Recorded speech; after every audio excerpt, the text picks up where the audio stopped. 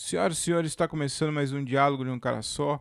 E no episódio de hoje eu convidei o Daniel Murilo para trocar uma ideia comigo. O Daniel Murilo, ele é comediante, ele é de Sorocaba, ele é comediante há mais de 10 anos e ele também atua na cena de São Paulo. É um cara bastante respeitado pelos outros comediantes e é isso. É um cara muito gente boa, trocou um papo aqui comigo e foi muito legal. A gente falou sobre comédia, sobre a carreira dele e enfim, tá muito legal. Eu espero que vocês curtem, se divirtem porque tá muito bom.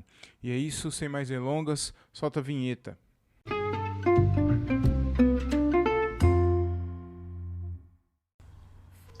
Grande Daniel Murilo, e aí, mano? Tudo bem? Como que você tá, cara?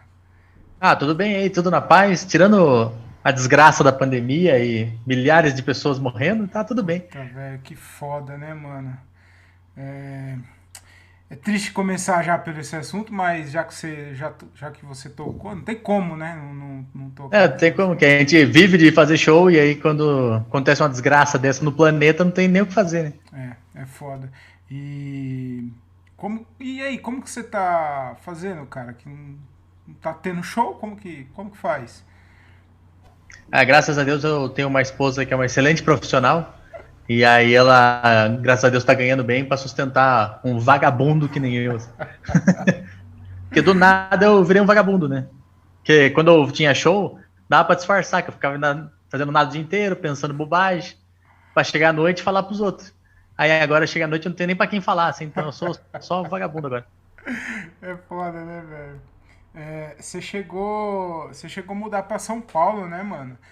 E, Sim, mas eu mudei justamente por causa da minha esposa. Na verdade, eu mudei mais por causa do trabalho dela do que por causa de fazer show, assim. tá. Eu já achei que você tinha, tipo, conciliado tudo pelo fato de ter a cena lá e tal. Achei que por causa da cena, você tinha mudado pra lá pra ficar melhor, pra fazer show e tal. Não, na verdade, pra mim, tipo, como agora eu moro em Sorocaba de novo, né? Mas antes de eu mudar pra São Paulo, eu morava aqui em Sorocaba. E aí não fazia tanta diferença, assim, morar em São Paulo e morar em Sorocaba pra fazer show lá. Porque Sorocaba é 1 hora de carro de São Paulo. Então eu conseguia fazer show na cena em São Paulo e conseguia fazer show pra cá, que pra cá tá compensava mais pra mim financeiramente fazer show no interior, né? Uhum. Pra fazer pra cá é melhor, você acha? Ah, eu sempre achei melhor, porque no show do interior, tipo, a galera, antes de dar esse boom que teve agora, tipo, Quatro Amigos, e estourou outros caras junto, assim, todos os caras do Quatro Amigos, né, mas estourou também, sei lá, a Bruna Luiz e o Renato Albani, a galera aqui do interior queria ver show de stand-up, não queria ver um show do cara famoso, sabe? Então eu sempre ganhei muito mais dinheiro fazendo show no interior, porque às vezes eu conseguia até fazer um solo, mesmo tipo, não tendo um público na cidade, só de divulgar que ia ter um show de stand-up, a galera ia pra ver, e aí eu conseguia fazer um solo também, então eu conseguia rodar legal. E fazer show de turma, né? Tipo, outros caras também, que antes de estourar tinha circuitos, assim, tipo o Marco Cirilo, tinha um Uhum. circuito no interior, de fazer várias cidades e tal. Tinha o Adalberto Lopes, que antes de mudar para São Paulo também fazia o interior. Eu tinha vários circuitos no interior que, tipo, você rodava muito mais e ganhava cachê mais do que em São Paulo, assim. Caramba, eu sei que a cena de Sorocaba ela é muito forte. Eu não sei como que Sim, tá sim. hoje, né? Mas tem uma cena muito grande em Sorocaba. Mas eu achava que mesmo assim vocês compensava mais ir pra São Paulo e fazer show lá. E você faz bastante lá também, né? Na cena de São Paulo. Sim, sim, eu sempre tentei me manter na cena em São Paulo, mas financeiramente compensava mais fazer show no interior mesmo, assim. Porque em São Paulo tem muito bar que, tipo, não. Os caras, tipo, o Clube do Minhoca mesmo tem a noite lá do Atacadão. Aí eu consigo fazer e tal, porque eu conheço todo mundo lá, mas é uma noite que não tem um cachê, assim. Você ganha mais o vídeo do que dinheiro, entendeu? Uhum. Então, às vezes, você ganha mais no network em São Paulo, de conhecer mais gente, ter mais contatos. Eu fazia muito isso, né? Quando eu comecei, eu ia para São Paulo para conhecer quem tava fazendo, e às vezes, de conhecer esses caras, eu fazia outros shows, mas eu não fazia shows em São Paulo, assim. Antigamente tinha um grupo do Aguena e do Celso Júnior, o Paper Hill, era o nome Paper Hill. Eles tinham shows em São Paulo, mas eles tinham mais shows no interior também. Eles tinham Mogi Guaçu, tinham Suzano, tinha outras cidades assim, e aí eles sempre, tipo, marcavam um show com a gente, marcavam um show, tipo, vem fazer uma noite em São Paulo, mas aí você vai fazer uma noite em Suzano, faz uma noite também em Mogi, faz uma noite não sei na onde, São José. Então os caras, tipo, eu conheci os caras em São Paulo num show, mas eles me levavam pra fazer show no interior, entendeu? Uhum. Então tem Engraçado. vários caras de Curitiba mesmo, eu conheci em São Paulo. Caramba, cara. É engraçado que eu sempre falo pros meninos aqui, né? Eu falo que eu sou de Jundiaí. Eu moro em Várzea Paulista, mas É, muito colado, né? colado. Então, e os shows, eu sou open mic, então a gente vai bastante pro interior. A gente vai para Rio Claro, Campinas a gente vai bastante, né? Valinhos, Vinhedo, essa região toda. E eu falo pra eles, cara, eu falo, mano, tem open, comediante, que fica muito vidrado e não, eu tenho que ir pra São Paulo, tenho que ir lá, tenho que fazer. E eu acho importante você tá lá, os caras saberem quem é você, mas não é necessariamente você precisa ir para São Paulo para você Sim. viver de comédia, entendeu? Então eu acredito muito numa cena muito grande aqui. Já tem já uma cena no interior, mas eu acredito que vai expandir mais, assim, cara, aqui. Eu acredito muito nisso aí. Sim, sim, é que a ideia de São Paulo ilude um pouco as pessoas, assim, né? Que o cara vê os caras que já estão consolidados, já estão bombados, já tem um público fazendo show grande, fazendo, sei lá, 3, 4 shows numa noite. Quando antes da pandemia, lógico, né? Aham. Mas tinham mais bares acontecendo, mais tipo, comedy club, daí essas noites, só que daí o grosso mesmo, assim, de São Paulo, é uma galera que tá fazendo e não tá ganhando, tá fazendo só porque tá em São Paulo pra fazer e tal. É muita noite de. Tem noite de open lá, mas a noite de open daí, tipo, chama um cara mais velho pra fazer um MC às vezes. Mas daí o cara não conta que São Paulo, tipo, o aluguel é mais caro, o custo de vida é mais caro. E aí isso daí acaba frustrando o sonho, né? De quem tem o sonho de, pô, vou viver de comédia, vou largar tudo e vou para São Paulo. E aí chega lá, você cai no moedor de sonho, né? Porque tem muito nego, né? Tem muita gente lá, né, cara? É, então, e daí você, tipo, você mandar bem não faz tanta diferença, assim. É isso que o Só é cara mais percebe um, daí. né? É, porque daí você tá mandando bem, mas tem outro cara que manda bem, só que o outro cara que manda bem tem mais público que você. É. Então é mais interessante chamar outro cara. E a galera Aham. não pensa nessa parte do negócio, né? Do business, do stand-up, assim. Entendi. Eu queria que você contasse um pouquinho aí da sua trajetória. Faz em 2009 que você começou? É isso Foi. mesmo? É, né? É, Junho de 2009. só para ver se eu não tô falando besteira. E faz bastante tempo que você tá na cena e tal. Eu queria que você falasse um pouquinho. Inclusive, eu queria fazer um comparativo aqui com você, que você tinha um blog, né?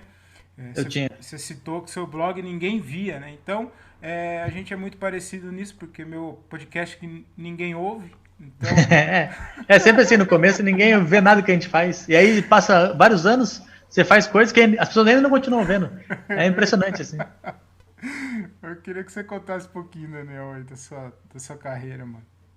É, quando eu comecei era outro momento, era outra cena, assim, era outro movimento, era tudo diferente, assim.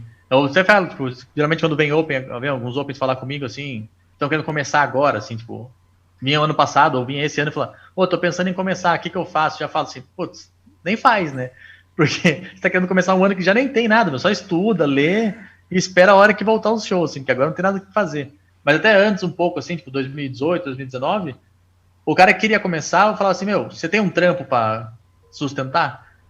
Porque você tem que ter um trampo para sustentar seu sonho, para você correr atrás do seu sonho, até o momento que seu sonho te sustente também. Uhum. Porque a cena agora, quando eu comecei, tinha bem pouco comediante. E aí o meu primeiro show, meu primeiro open foi em São Paulo, né? Mas daí o segundo show já foi em Sorocaba, porque um primo meu viu que eu fiz um show em São Paulo e falou, pô, tem uma galera que tá fazendo isso que você faz, isso que você fez, né? Em aqui em Sorocaba, eu não conhecia. Aí ele me apresentou a Cris Paiva e mais os outros comediantes aqui de Sorocaba. Aí que depois eu conheci mais, daí eu conheci o João Vara depois, né? Mas eu conheci a Cris Paiva primeiro e ela me trouxe na cena de Sorocaba e falou, ó, você tem texto? E aí, por sorte, eu escrevia muito. Antes de começar a fazer, eu já escrevia bastante coisa, bastante ideia. Então, assim, de texto, eu tinha muito tempo de material para testar, né? Que era bom já é outra coisa. Mas eu tinha bastante coisa. Então, eu consegui fazer nos primeiros Opens, tipo, ter 5 minutos bem legal, porque eu consegui condensar de várias coisas que eu tinha escrito, eu consegui condensar só as melhores ideias em 5 minutos. Então, eu acabei tendo 5 minutos legais rápido. E aí, por ter os outros textos, eu sempre ia testando alguma coisa, conforme vai tendo nos shows. E aí eu consegui ter, tipo, 10, 15 minutos muito rápido, assim. E aí, quando eu tive 15 minutos, em coisa de, sei lá, 4, 5 meses, eu já estava sendo chamado para o primeiro show que eu ia ganhar um cachê. Então foi, tipo, hoje é meio impossível um cara conseguir em 4, 5 meses ganhar um cachê, assim. Uhum. E, Foi porque eu comecei nessa época que tinha pouca gente fazendo e pouca gente com quantidade e qualidade de material, assim. e é como você disse, era muita pouca gente fazendo, né? Então, o acesso aos caras de São Paulo, os caras que na época também não era, tava todo mundo começando, mas já eram mais conhecidos, assim, o É. acesso a eles era mais fácil. Eu lembro que você falou no YouTube, naquele seu vlog lá, de que você vai Sim, falando. sim. Inclusive, você parou, mano, de fazer, era legal pra caramba aquilo, velho. Eu parei de fazer esses vídeos que meu computador começou a travar pra editar. Porra, Aí cara, começou a me irritar. era Aí quando eu bem. tava fazendo e tava editando de boa, aí tava legal de fazer. Mas daí voltou os shows e o computador começou a travar, daí eu falei, vou focar em tentar voltar a fazer show, né? Entendi. Antes que pare de novo. É, E aí, talvez eu volte, inclusive, mas eu tenho que ver se o computador não judia de mim, assim. é meio legal aquilo lá. Aí, eu tava falando, o acesso era mais fácil. Você mandou mensagem pro Danilo Gentili, né? E ele Foi. respondeu. Ele respondeu. Então, tipo assim, mano, a chance de alguém responder hoje, um desses caras grandes responder, é muito difícil. Tipo, além de responder, ele falou, não, vem aqui e faz aqui o show aqui e a gente vê. Então, Pra você ver como eu era doido, assim, na época que eu era comecei, tipo, muito hoje, você louco, vai tentar cara. entrar em contato, sei lá, com o Thiago Ventura, que é o cara, o maior nome do expoente, assim. Ele, pô, você vai ter o Facebook do cara, o Instagram do cara, sei lá, o LinkedIn do cara, várias redes sociais que você pode tentar entrar em contato e é muita gente tentando ao mesmo tempo, assim. Antes, sei lá, tipo, a galera tinha o Orkut e o Só. MSN, assim, era isso que tinha para tentar entrar em contato, ou o e-mail, que foi o que eu fiz. Que, na verdade, eu não mandei e-mail só pro Danilo Gentili, né? Eu mandei e-mail para uns Não, 10 sim, comediantes. sim. E aí que me responderam foi só o Danilo Gentili e o Marcelo Mansfield. Os outros nem responderam, e o Mansfield respondeu para mim falando: Olha, eu não leio o texto para não ser acusado de plágio. O, o Luca Mendes já falou, já contou essa história também, que aconteceu a mesma coisa com ele, não sei se você sabe. Sim, sim. Ele falou A gente que. tem em comum. É, ele mandou uma mensagem pro Mansfield e ele falou a mesma coisa, cara. Quando o Luca me contou, fiquei até pensando se não era uma resposta automática, sabe? É Quando verdade, o cara programa assim, fala assim: se vier de open mic, já dá essa resposta aqui. é verdade. Mas daí o Danilo Gentili me respondeu o e-mail e ele leu, que era um texto desse blog aí. Ele leu, gostou e falou: Cara, tem um show em São Paulo, vai lá conhecer e tal. E vamos conversar pra você marcar de fazer. E aí eu fui nesse show umas 3 ou 4 vezes antes de conseguir marcar pra fazer, porque ele nunca tava lá. E porque o produtor da noite era o cara que sempre falava assim: vamos marcar, vamos marcar. Vamos marcar sim. Vamos ver, vamos ver, vamos ver. Porque pra mim ele não interessava, porque na época, tipo, tinha pouco comediante, mas não tinha o interesse dos caras em lançar open mic, assim. Pra eles era interessante ter aqueles caras que estão fazendo já fazer, porque era garantido, e não arriscar nada no show, entendeu? Porque era diferente a cena, não tinha um negócio de fomentar tanto a cena, assim. Uhum. Ainda mais em show grande que nem aquele. O lugar que eu fiz o primeiro open, que era o show do Danilo Gentili, era no Memphis Bar, que é um bar que cabia, sei lá, 350 pessoas, era muito grande, assim. Então ele tinha uma estrutura boa, tinha palco, luz, tudo de primeira, assim. Então o meu primeiro Open foi num lugar, pô, estrutura, coisa linda, assim, tudo bonito. O segundo Open que eu fiz, que foi em Sorocaba, já foi num lugar totalmente diferente, assim. O bar era sem estrutura nenhuma, não tinha palco, som improvisado que os próprios humoristas montaram, plateia que não foi pra assistir, galera conversando pra caramba, assim, galera que sentou muito longe. O lugar onde era pra ficar o palco, assim, que não era palco, né, que era o chão mesmo, era na porta que já dava direto na rua, assim, então você ouvia os carros passando. Então foi tipo um contraste muito grande assim do primeiro pro segundo show pra mim assim. Uhum. É, você falou de mandar mensagem aí e tal, pros comediantes e tal. Você recebe muita mensagem de Open, ô Daniel? Eu tô recebendo menos agora assim, mas acho que é porque eu repasso pra algum outro comediante. Porque como aqui em Sorocaba tem o Oswaldo Barros, e ele dá curso de stand-up e tal, ele dá uma mentoria, não sei como é que ele chama agora, mas ele fala, vende um curso aí, um workshop, sei lá. Aí eu sempre passo pra ele, porque daí vem muita gente sem noção primeiro, né? Tipo, quando eu percebo que é um cara que quer fazer, é um cara que tá tentando começar mesmo, assim, aí eu dou mais atenção. Mas às vezes é só uns caras que falam assim, pô, sou muito engraçado aqui, ó. Vê essa piada que eu fiz que sou muito engraçado. E aí eu queria fazer um show já, mas nem precisa pagar cachê no primeiro show. Ah, Os caras que já não. falam assim já. Aí Claro. você fala, Até, mano, calma, calma. Respira primeiro, dá uma segurada. até porque ele é o novo Dave Chappelle, né? Então, se É, não quiser pagar o salário, o cachê não precisa, não. é. Fica Eu tranquilo. acho que faz uns 2 anos já, né? Que eu tinha um show aqui em Sorocaba, que era num bar chamado Barracão Londres. E aí era eu, o Diego Serafim e um outro rapaz que parou de fazer já. Mas foi o bar que o Diego Serafim pegou para começar a fazer stand-up, porque ele queria fazer e não tinha onde, então ele começou a produzir a própria noite, né? E aí ele me chamava para garantir o show, porque ele tinha, sei lá, 5 minutos de texto, então não tinha como ele garantir o show, então ele chamava convidados e eu fixo pra sempre segurar o show, né? Aí lá, mano, tipo, como ele tinha começado também, e ele tinha contato com outros caras que estavam começando, ele recebeu muita mensagem absurda, assim, de um cara falar, meu, rola de fazer no barracão aí, eu tô com 1 hora de texto, aí eu faço aí 1 hora, não sei o que, nós... Calma, mano, calma, não precisa fazer 1 hora. Você nem sabe fazer, cara, você nunca fez. Primeiro, você nem sabe se você tem 1 hora, porque você... é só folha de papel, você não tem um negócio falado, assim. Tem muita gente que quer começar e não tem um mínimo de noção, assim, o cara vê um cara fazendo, vê, sei lá, o Netflix, o Afonso Padilha, e pensa, pá, eu vou fazer isso aí também, que eu também sei. Não vê que o cara, pô, também tá aí há 12 anos fazendo. Quanto de buraco o cara se enfiou pra aprender a fazer. Inclusive, eu perguntei de mensagem, mas eu fui um desses caras que eu mandei mensagem pra você perguntando o meu texto. E, inclusive, eu te conheci assim. Na verdade, eu te conheci de um curso do Ventura, o AP72 lá. Ah, sim, sim. Que tem participação sua e tal, você fala bastante. Eu não Eu paguei... falo bastante nesse curso, que eu não assisti o curso até hoje. Você não assistiu o curso? Não vi nada do curso ainda. Eu só gravei no dia lá. Eu nem sabia o que ia, que não ia pro ar. Não, você aparece bastante lá algumas vezes. Pô, da hora. Aí eu falei, mano, vou ver quem que é esse cara aí. Eu não te conhecia. Aí eu mandei a mensagem pra você e tal. Eu mandei meu texto, aí você falou assim, eu perguntei o que você achou, né, pra você dar um feedback. Aí ele falou, ó, antes de ler seu texto, você quer um feedback sincero? Eu faço isso. Eu confesso que eu me arrependi um pouco. Mas aí você falou, não, você não foi grosso, né? Você trocou uma ideia e tal. Aí eu confesso que eu até fiquei um pouco magoado assim com você. Eu falei, mano, quem que é esse Daniel Murilo aí, mano? O cara. Nossa, cara, o cara falando desse jeito comigo, né? Aí eu falei, vou conhecer esse Daniel Murilo. E aí eu conheci o Daniel Murilo e eu vi que. Não, mano, eu tenho que respeitar o cara porque você é muito bom mesmo, então. Pô, valeu, obrigado. Mas a primeira vez que eu tive contato com você foi com a PCT2, eu mandei a mensagem. E aí eu não mandei mais mensagem pra nenhum comediante. Já traumatizei você por Nada, todo. cara. É que na verdade, não mandei nem mensagem. Eu mandei um vídeo que eu ia participar de um concurso lá e eu não tenho vídeo. Inclusive, foi uma das dicas que você me deu. Você falou assim, mano, se filma mais. Eu sei que é ruim de ficar se vendo e tal, mas vai te ajudar bastante e tal. Então, esse foi o meu primeiro contato com você aí.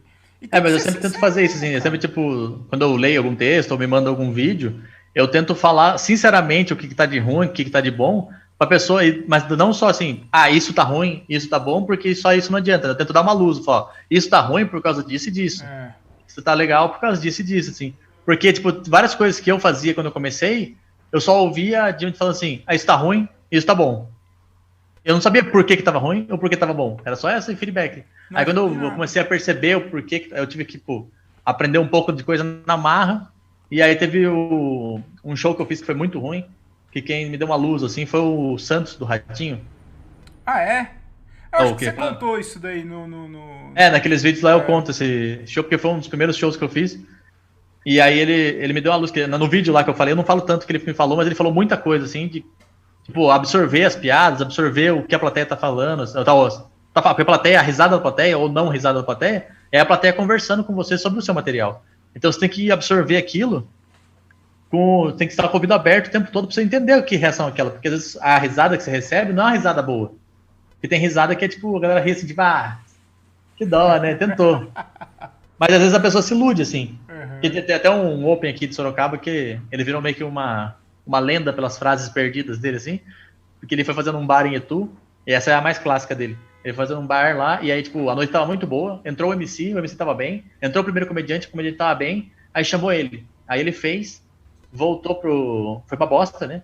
Aí ele voltou pra mesa, quando ele voltou pra mesa, o outro comediante que entrou depois dele foi bem também. Enquanto o cara tava indo bem, ele sentou na mesa e falou, esse bar aqui é esquisito, né, cara? Porque não dá pra ouvir as risadas do palco. Aí todo mundo ficou olhando pra ele e falou assim, e quando não tem risada não dá pra ouvir mesmo, né, cara? Mas ele é um cara, assim, que é, tipo, eu já fiz vários shows com ele, e eu tentava dar uns toques pra ele, porque ele fazia uns shows, cara, e, tipo, às vezes a galera ria, sabe, porque a plateia tá ali, às vezes, a plateia não é cruel, a plateia tá ali, tá vendo que tem um cara no palco tentando. Então a plateia tá aberta, às vezes a plateia ri de tipo, pô, pelo menos sentou, sabe? A galera dá uma risada assim, pra incentivar, e aí o cara não percebe, então o cara achava que quando vinha uma risada bem baixa, assim, uma risada média, o cara achava, pô, hoje arrebentei, hoje mandei ver. E aí tinha que chegar pro cara e falar, pô, cara, daqui você não arrebentou hoje, meu, tenta ver esse material, tenta mudar isso, tenta fazer aquilo. Mas o Santos me falou muito, assim, sobre absorver a reação da plateia, assim, não ficar só mal. Porque tipo, quando ninguém ri, fica só o silêncio, eu ficava muito mal antes. Mas depois que eu fui entendendo o que ele me falou, com a experiência, fazendo outros shows, eu fui aprendendo, tipo, a absorver aquilo e, tipo, putz, nesse dia que eu fiz esse texto e eu dei a entonação com mais vontade, a galera riu mais e respondeu mais, e no outro dia não. Então eu fui aprendendo as nuances, assim. Uhum. E aí eu sempre tento dar essa luz quando eu vou falar sobre o material de alguém, por causa disso, pra ter pessoa pelo menos pular essa etapa de ter que aprender tudo na marra, assim. Uhum. Porque você tem que ser sincero, né, cara? Porque se você É. ficar iludindo o cara também, o cara vai achar que ele é muito bom e não é, né, cara? E uma hora ele vai passar vergonha, vai quebrar a cara, né, cara? E não só pra saber, mas o cara acaba fechando portas mesmo, né? O cara consegue uma oportunidade de fazer Exato. um show grande, fazer um evento de empresa. O cara consegue uma oportunidade dessa, chega lá, quebra a cara forte, assim, e aí o cara acaba fechando uma porta e fala, pô, esse maluco é ruim mesmo, nem compensa vai chamar. Nunca mais chama. O pior que é quando você dá uns toques e não aceita ainda. Tem uns open que, tipo, É. fica bravo, cara. Eu já vi open descer do palco, tipo, aquela água danada, e o cara ainda fala assim, showzão, hein? Que showzão É. maravilhoso. Eu falei, opa, showzão. Esses é o que dá mais preocupação, assim, que você fala, isso aí deve ser difícil de aprender alguma coisa. É, cara, é difícil, cara. Ô Daniel, você participou do Maratona do Humor, né? Isso, Maratona do Humor no programa da Ana Da Ana Hickman. Hickman, Saudoso programa da Ana Hickman. saudoso programa. E chegou na final, né, de uma das temporadas lá. E Na verdade, foi 2 vezes que eu participei, né? A primeira vez era um concurso de humoristas, que daí tinha stand-up, mas tinha personagem, tinha piadista, tinha drag, tinha de tudo, assim. Tudo que envolvia humor, eles colocaram para disputar, e aí eram várias etapas. Aí cada etapa tinha um vencedor, e os vencedores de cada etapa iam para a grande final no final do ano.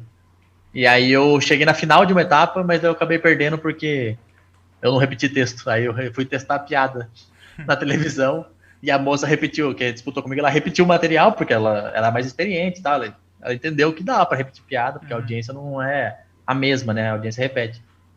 Aí ela foi melhor que eu e eu acabei perdendo, assim.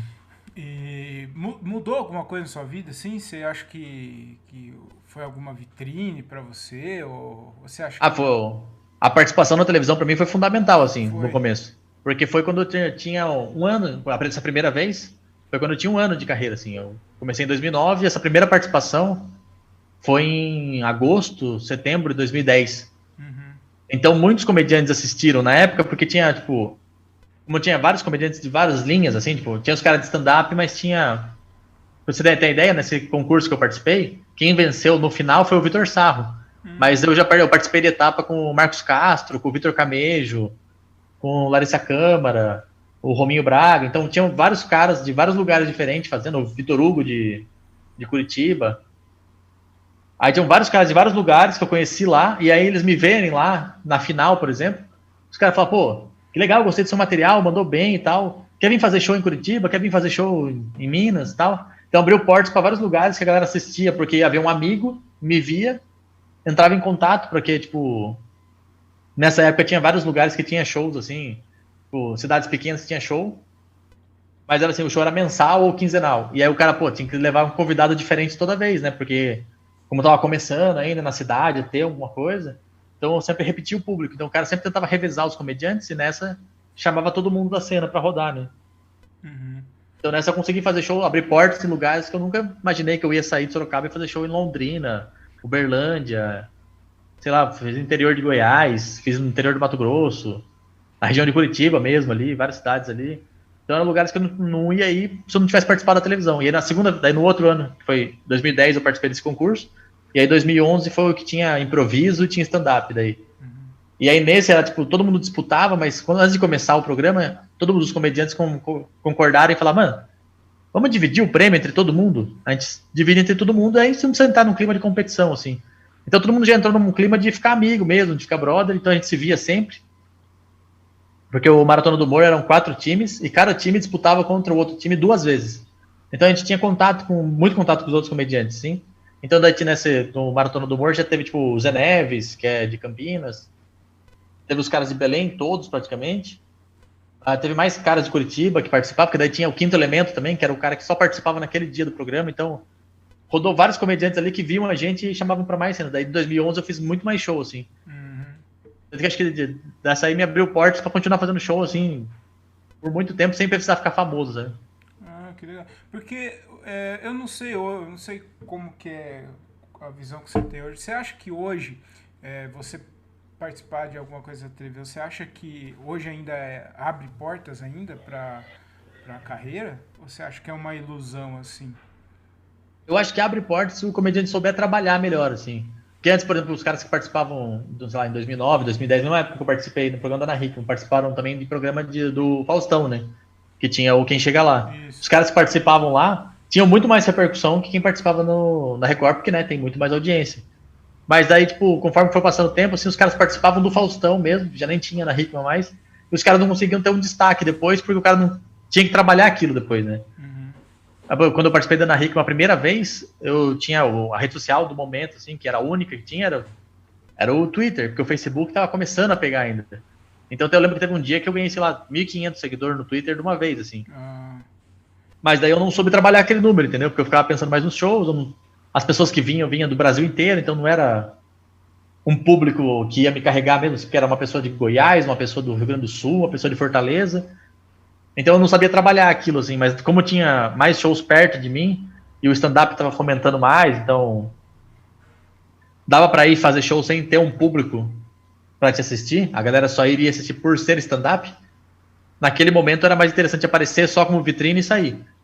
Hoje eu vejo que, tipo, se eu participasse com a cabeça de hoje, eu ia tentar segurar mais esse público, entendeu? Reter mais, criar mais coisa, criar mais conteúdo pra época, assim, pra galera, porque, tipo, o que eu gravaria de vídeo de stand-up num bar, num teatro, pra soltar na internet, eu usei na TV e usei o vídeo da TV, entendeu?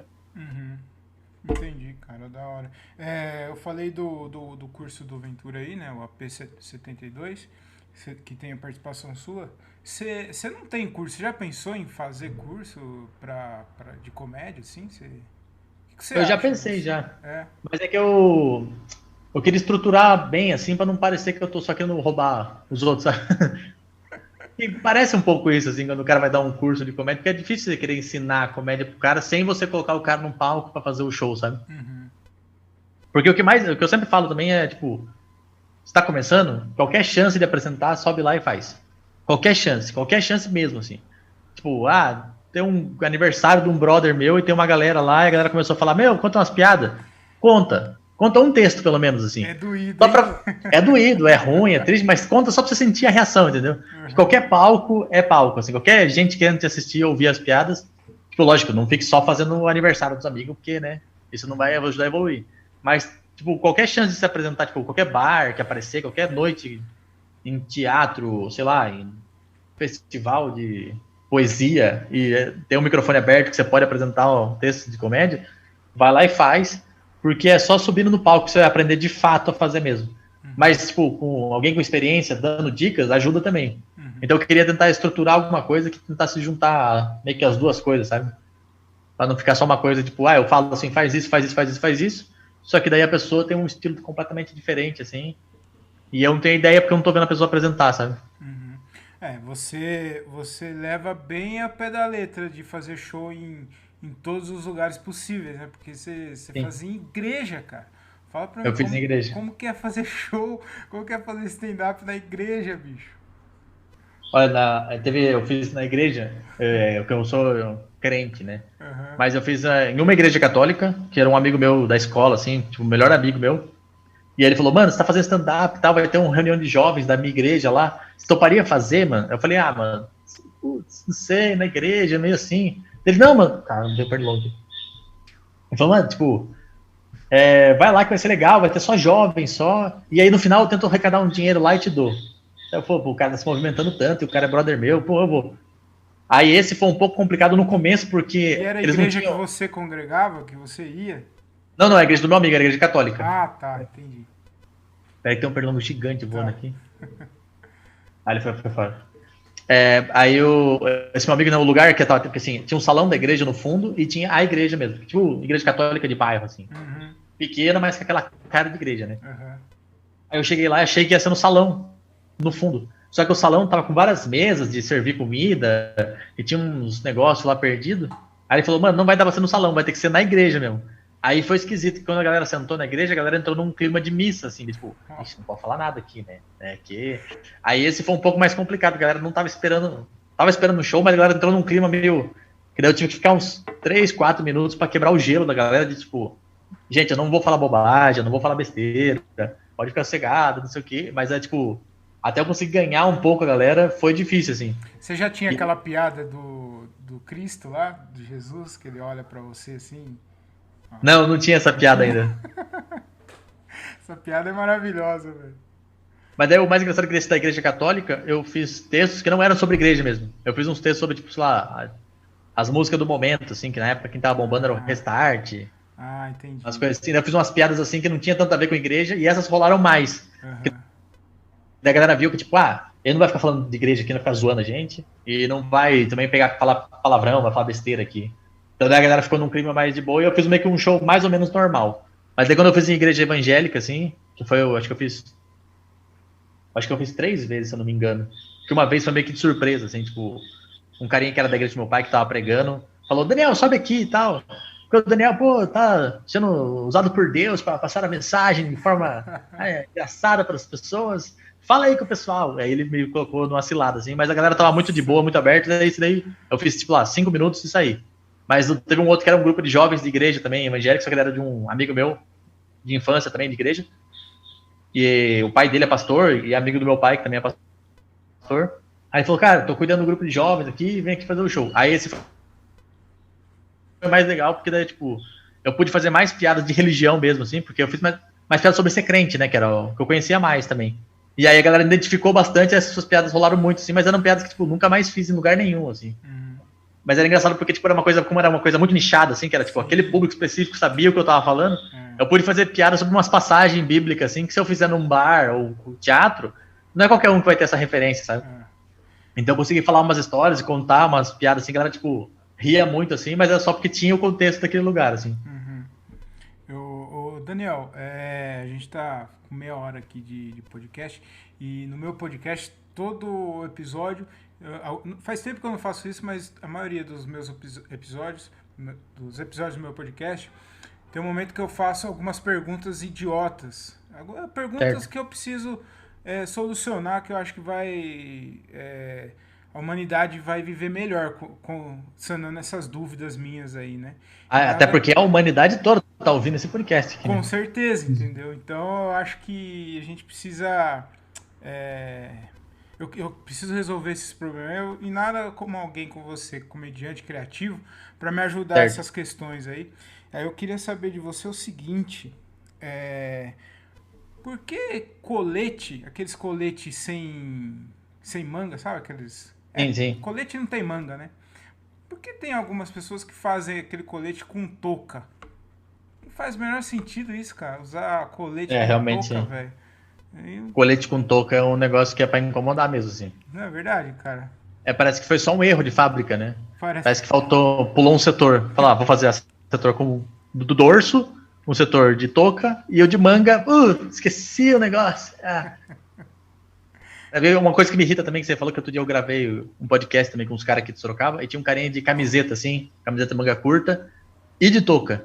Aí, mas por que tem uma camiseta de manga curta com touca? Eu fiquei incomodado, assim. Falei, mas qual que é a intenção da touca aí?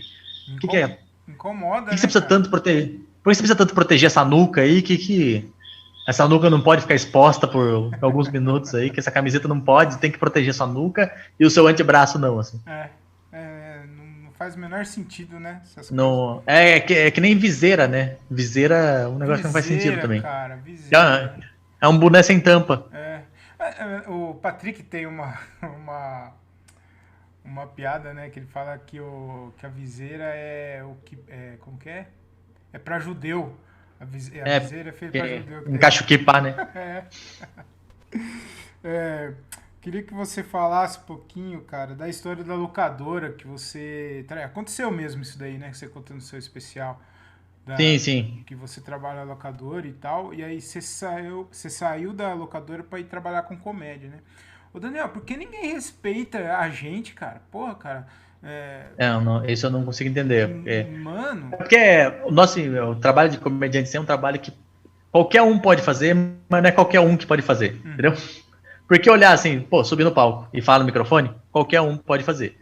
Mas segurar uma plateia entretida em risadas por um é tempo, assim, diferente. realmente dando risada e curtindo aquele momento, não é qualquer um que pode fazer, assim. Você tem que ter algum preparo antes, tem que se preparar, se lapidar, pegar experiência, ter alguns anos de experiência e tudo mais. Então não é, assim, tão simples, mas é que olhando, fazendo, assim, eu até entendo a pessoa achar, assim, esse é um bosta, né? Ele só tá falando no microfone, as pessoas estão rindo, porque as pessoas riem de qualquer coisa. É. Mas não é tão simples assim. Mas a gente sabe o que a gente faz. Mas olhando de fora, eu entendo quem julga assim. Não, eu falei a gente, mas a gente tá em nível totalmente diferente. Mas eu acho que tem algumas coisas que é parecida, cara. Às vezes eu tô em alguma festa de família, algum churrasco assim, e eu saio pra ir fazer um show, assim. Eu gosto de dar uma passada no texto, ler o texto antes e tal. E, mano, direto. Que show que você vai fazer? Então, aí tem que ficar explicando, É. sabe, cara? É um saco isso, cara. Ninguém respeita, cara. Mas Mas, tinha uma época que eu ia numa igreja aqui em Sorocaba, e aí já tava começando a fazer stand-up, tinha aparecido na televisão já, e essa turma da igreja, eles apelidavam todo mundo, né? E aí o meu apelido na igreja era stand-up, porque eu fazia stand-up. Pessoal criativo, assim, também. Mas daí eu era o stand-up, então todo mundo que me conhecia, assim, alguém falava assim, não sei o que, vamos lá sair hoje, depois da igreja, a gente vai lá, fulano, não sei quem, o stand-up, não sei quem. Então, quando tinha alguém novo na igreja, a pessoa ficava assim, stand-up? Quem que é o stand-up? É que ele faz stand-up, ele é comediante e tal. Aí eu, você é comediante, vinha conversar comigo. Aí uma vez chegou um cara na igreja, e aí a gente tava na casa de um carinha da igreja lá, só que, tipo, sei lá, tinha umas 40 pessoas na casa dele, assim. E aí foi bem a hora que chegou a pizza. Que tinha uma promoção no Habib's que você comprava pizza em dobro, assim, aí tinha uma cacetada de pizza, uma pilha de pizza. Colocaram essa pilha na mesa, assim, e aí fez uma roda, assim, de todo mundo em volta pra fazer uma fila pra pegar. E eu tava bem no meio da roda, assim. Aí quando eu tava no meio da roda, esse carinha que era novo na igreja chegou pra mim e falou assim: Ei, stand-up, você é comediante, né? Conta uma piada aí pra nós, então. Aí eu olhei bem pra cara dele, assim, falei, não, aqui não é lugar, né, e tal. Aí eu fiz até uma piada que eu sempre faço, assim, que eu falo assim, não, é que hoje eu tô de folga. Aí o cara me olhou e falou assim, não, mano, conta uma piada aí pra nós. Aí todo mundo parou, porque o carinha meio que levantou a voz, assim, pra fazer graça, e aí todo mundo ficou olhando, assim, todo mundo parado olhando pro que tá acontecendo. Aí quando todo mundo olhou, eu olhei pra ele e falei assim, você faz o que da vida, mano? Só pra saber. Daí o cara, eu sou metalúrgico. Eu falei, então faz uma peça aí pra nós. Aí quando eu fiz isso, todo mundo deu risada pra caramba do cara, assim. Aí eu falei, tá aí a piada aí, ó. E aí eu peguei um pedaço de pizza e saí. Aí o cara nunca mais cumprimentou na igreja. cara, é Nunca mais falou com horrível ele. isso, cara. É muito ruim, cara. Você falou de fazer show em todos os lugares possíveis, mas eu queria saber de um show específico seu. Ah, não, depois eu falo sobre isso. Quero falar primeiro da locadora que a gente tava falando e tal. Ah, tá. Você saiu da locadora pra ir trampar comédia. E, mano, eu queria muito ver esse cara aí, saber desse cara, porque, tipo, hoje não existe mais locadora, não tem mais locadora, É. e Assim, você. por incrível que pareça, a locadora dele tá aberta ainda. Tá, Assim, mano. agora com a pandemia eles deram uma fechada porque não pode abrir nada. Aí eu não sei se eles vão voltar ou não. Mas é que eu moro perto da locadora, daí quando eu vou passear com o cachorro, eu sempre passo na frente lá. Mas eu lembro assim que foi assim, eu fui trabalhar na locadora, eu tava fazendo stand-up, né? Começando a fazer, porque era final de 2009. Então já fazia uns 6 meses que eu tava fazendo stand-up. Aí eu fui alugar um filme lá, e aí choveu, eu tava com a bicicleta do amigo meu. Aí eu esperei a chuva passar, o cara começou a puxar assunto, né? Aí o cara falou, o que você faz? Eu falei, sou comediante. Então o cara olhou pra mim e falou, quer trampar aqui? Aí eu pensei, pô, porque eu não tinha trampo nenhum, né? O trampo que eu tinha foi antes de eu começar a tentar fazer stand-up. Então como eu não tinha trampo nenhum, eu pensei, pô, se eu arrumar um trampo na locadora, eu vou ter um dinheiro pra me garantir correr atrás, né? De fazer os shows. Aí eu falei, vamos tentar, né?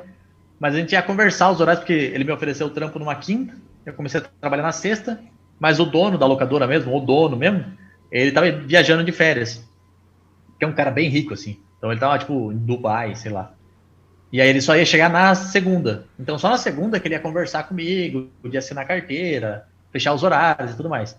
Então, quando aconteceu o negócio que eu conto lá no show, que eu ainda no show com tudo de uma forma meio resumida, assim, mas foi tipo, eu cheguei acho que no domingo, não, eu trabalhei até segunda, né? Eu trabalhei de sexta, sábado, aí domingo o cara falou, tem uma hora extra, quer fazer? Aí ganha no dia.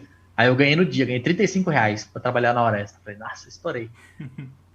Aí eu ia trabalhar segunda, e aí o dono da locadora mesmo, ele só ia chegar na quarta, eu acho. Aí na segunda eu trabalhei, foi na segunda que eu cheguei já, eu entrava às 2, saía às 10. Aí eu cheguei na locadora às 2 e falei, mano, não nessa terça, amanhã, na outra, da semana que vem, eu vou precisar sair mais cedo, porque eu vou ter um show. Tem como eu entrar mais cedo e sair mais cedo? O cara olhou pra mim e falou, não. Bem seco, assim. Esse cara era o gerente da locadora, né? Ele não era dono, mas ele que mandava lá, porque o dono nunca tava, né? Aí o cara falou não seco, assim, daí eu falei, não tem como mesmo, mano. Ele falou, não, mano, não tem como. Aí, pô, é trampo, mano. Você tem que escolher, ou você trampa lá ou você trampa aqui. Que arrombado, né, mano? Aí o cara me falou isso, era 2h15. Eu tinha que ficar lá até as 10.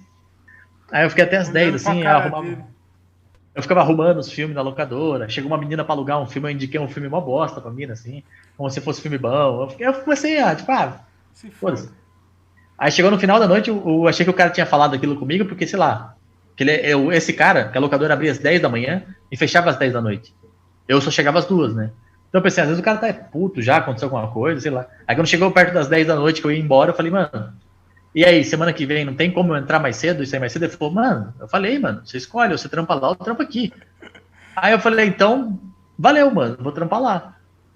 Aí o cara olhou pra mim e falou assim, mas pensa bem, cara, tem que pensar que vai ter carteira assinada, que você vai ter férias, vai ter não sei o quê, vai salário certinho, o cara paga direito. Lá você vai arriscar, né, mano? Você não sabe o que você vai fazer, você não sabe o que você vai ganhar.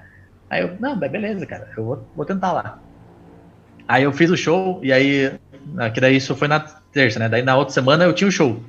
E aí o cara falou pra mim, mandou mensagem pra mim na época no MSN e falou, cara, você tem que vir pra acertar aqui os dias que você trabalhou, né? Porque a gente só pagou a hora extra do domingo, tem que receber da sexta, sábado e do... Não, sexta, sábado e segunda-feira. Aí eu, beleza. Aí eu fiz o show na terça, daí eu acho que eu fui nessa locadora na sexta. Aí quando eu cheguei na sexta lá, o cara falou, e aí, fez o show lá, mano? Você fez o show? Aí eu falei, fiz, né, o show. Aí ele falou, tá aqui o dinheiro, ó, o cara te deu aqui. Aí os 3 dias que eu trabalhei, ele me deu R$60. 60 ou R$70, alguma coisa assim. Aí ele me deu o dinheiro, eu peguei o dinheiro na mão dele e falou, e aí, o show? Você ganhou alguma coisa pra fazer aquele show lá? Eu falei, ganhei, né? Aí na época era um show chamado Asteroide. O nome do bar era Asteroide, e a noite era comédia instantânea, né? E aí a noite dividia, o que entrava de bilheteria na noite, dividia igual entre todos os comediantes. E aí eu ganhei R$55. Aí ele falou, ganhei alguma coisa? Eu falei, ganhei R$55, né? Aí o cara me olhou e falou, nossa, R$55 pra fazer 1 hora de show? Aí eu falei, não, mano, eu fiz 15 minutos.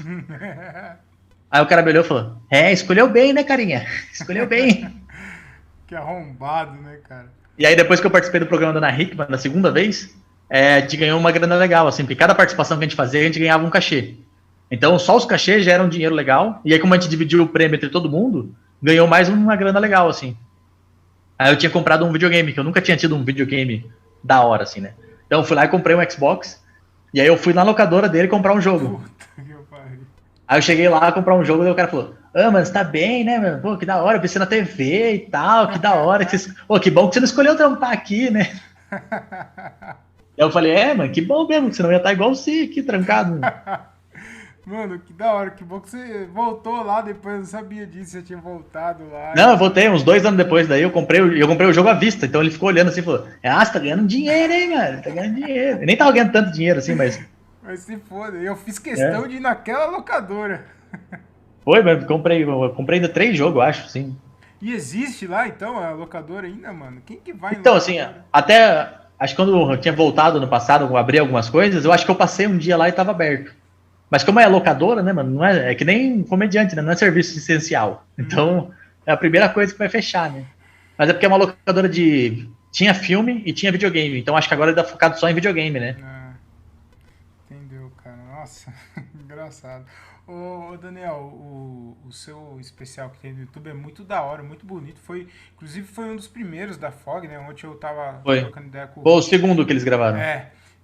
Foi o primeiro que lançou, mas que gravou foi o segundo. Exatamente, o Rudy explicou exatamente assim, que foi o segundo a ser gravado, mas lançou antes que o Pupiani, né? Quem era o Pupiani? O Strombeck. Strombeck, isso. Aí o... E ficou muito bonito, cara. Aí ele tava falando, cara, que o lugar era feio, não era da hora. Horroroso. Não é que era feio, era horroroso, horroroso, horroroso. Exatamente, ficou muito top, cara. Ficou muito legal. Não, foi o trabalho que eles fizeram, assim, que, assim, eu não querendo me gabar, mas o trailer que ele fez pro meu especial, só com o trailer, eu falei, mostrei pro Ventura, pro Nando, pro Afonso, e aí foi assim que eles fecharam com a Fog pra gravar os primeiros, assim. É. O Nando não, porque o Nando já tinha gravado dele, né? Uhum. E ele grava lá no Sul, com a equipe dele e tal. Uhum. Mas o Ventura, ele ia gravar com a equipe que tinha feito o Comedy Central. Só que ele não gostava do resultado do Comedy Central, porque, não sei se você já chegou a ver as primeiras temporadas, a risada da plateia é muito baixa. Então tem algumas piadas que são boas, mas tem uma risada tão baixa na edição que parece que a piada não entrou. E aí isso incomodava, a gente sempre conversava sobre isso, né? Quando eu ia na casa dele. E aí eu mostrei, falei, mano, ó o que os caras fizeram no meu especial aqui. Eu mostrei o trailer, ele falou, mano, porque ele conhecia, né, o Sorocaba Comedy Club, que era o finado Sorocaba Comedy Club. Ele conhecia lá, e dele olhou e falou, mano, você gravou lá e tá assim? Eu falei, mano, você tem que ver o milagre que eles fizeram com o meu especial. Foi um milagre que eles fizeram. Mano, porque tá muito... Ainda, além de seu lugar ser feio, assim, porque assim, o chão era azul, as paredes laterais eram verdes, e aí o palco era um carpete vinho, e a cortina era um vermelho vivo, assim. Então, só de olhar assim, você batia o olho, era tudo meio colorido, umas cores nada a ver, tudo desconexa. E aí a sala era antiga, era uma sala de cinema velha. É. Então as coisas eram meio sujas, assim, meio... Tinha um aspecto de sujo o lugar, assim. Uhum. Era da hora fazer show lá, era muito legal. Mas tinha um aspecto meio assim que você olhava e falava... É zoado aqui, né? Só que como era um comedy club, assim, na época os caras estavam começando a pegar lá... foi muito fácil para mim pegar e a porcentagem era muito baixa, assim. Eu acho que para eu alugar lá era 15% só da bilheteria. E aí, como eu tinha feito um vídeo falando sobre Sorocaba e tinha um público daqui, eu consegui lotar 2 sessões sem dar praticamente nenhum VIP, assim. Eu dei VIP só para patrocinador. Então foi 2 sessões de 150 pessoas. Cabiam... Só que lá na sala cabem 200, eu acho. Uhum. Cabia 200, 190, alguma coisa assim. Mas eu vendi menos para caber as câmeras, né? Então a gente trabalhou com 150 pessoas em cada sessão. E aí foi, tipo, a gente olhou e falou assim, beleza, vendeu os ingressos, mas agora tem que ver como é que vai ficar o vídeo, né? E aí eu lembro quando eu cheguei lá pra... um dia antes, porque assim, o meu show foi no sábado. Na sexta ia ter um show de open lá. Aí eu colei pra fazer umas piadas pra ver se eu ia fazer no dia da gravação ou não. Falei, eu cortei tudo um catadão de texto que era, tipo, meio perdido, que eu pensei, será que eu coloco? Será que eu não coloco? Aí eu fui fazer, tinha, sei lá, 20 pessoas na plateia só.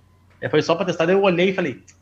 Putz, mano, a luz aqui é muito ruim, eu vou precisar de uma luz boa pra gravar. Que merda. Aí eu paguei no meu bolso, contratei um cara que trabalhava com luz, ele fez vários shows nossos por aqui.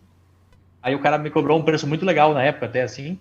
Mas daí eu acertei com ele, pensando assim, pô, tomara que tenha vendido mesmo, assim, né? Porque se vendeu mesmo, eu vou conseguir pagar, senão eu tava ferrado. Aí o cara levou as luzes dele. Aí ele colocou 2 treliças de luz nas laterais e mais 2... como é que é o nome daquela luz grandona? Tem uma luz que geralmente em teatro usa pra seguir a pessoa que tá no palco. Como é que é o nome? Não é spot, é uma coisa assim. Não sei os nomes... Enfim, é uma luz muito forte, assim, que é pra teatro mesmo, que ela dá um foco, sabe aquele risco redondinho, assim, da luz? Uhum. É ela que dá. Aí o cara levou 2 dessa e mais 2 treliças com vários LEDs, assim, várias luzes com gelatina colorida pra dar um tom que os caras quisessem na filmagem. Então o Rudy e o Juninho ficaram passando várias cores lá durante a tarde, testando várias cores para ficar legal. Então eles deixaram uma iluminação da hora, que não tinha no comedy normalmente, e aí eles trabalharam na câmera lá para ficar a cor ajustada, mas assim, nas outras câmeras estão para ficar, acho que tinham 5 ou 6 câmeras, se eu não me engano, mas tipo, as pessoas que ficaram na outra câmera, tipo, um brother do Rudy, a mina do cara, a esposa do Rudy ficou na câmera, então tipo, foi um negócio muito assim, meio que juntou uns amigos, assim, pra gravar. Não era 100% profissional, igual hoje a Fog grava com outro nível de produção, assim.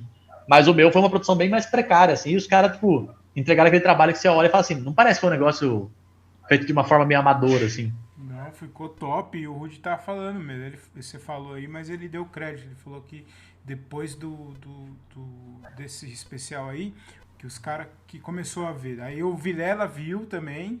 O Vilela viu também, eu mostrei pra ele. E foi aí que começou a crescer também. Ficou muito bonito, mano, os cortes e tal, tá bem legal. Aproveitando falar de especial, eu queria que você falasse qual foi o momento que você falou assim, não, agora eu acho que é a hora de fazer o especial, já tenho bastante material e vou gravar e. A primeira vez que eu tive vontade de gravar, porque assim, quando eu descobri que eu tinha um solo, foi meio que sem querer, né? Eu fui fazer um show que era eu e mais um cara, num lugar que era zoado, um boteco de faculdade, assim, que ninguém ia pra assistir. E aí o cara falou, mano, não vou fazer. Você consegue fazer sozinho? Aí eu fui juntando os textos de cabeça, assim, eu não tinha nem anotado, não tava nem com caderno, nem nada. E aí eu fiz 45 minutos. Aí eu falei, mano, se eu fiz 45 minutos aqui, e assim, era um bar que a galera tava conversando, falando alto e tal. Então eu cortei muita coisa, eu não fiz, tipo, metade dos textos que eu tinha. Aí eu falei, mano, se eu conseguir fazer 45 minutos, então quer dizer que eu tenho um solo. Então eu comecei a tentar fazer solo.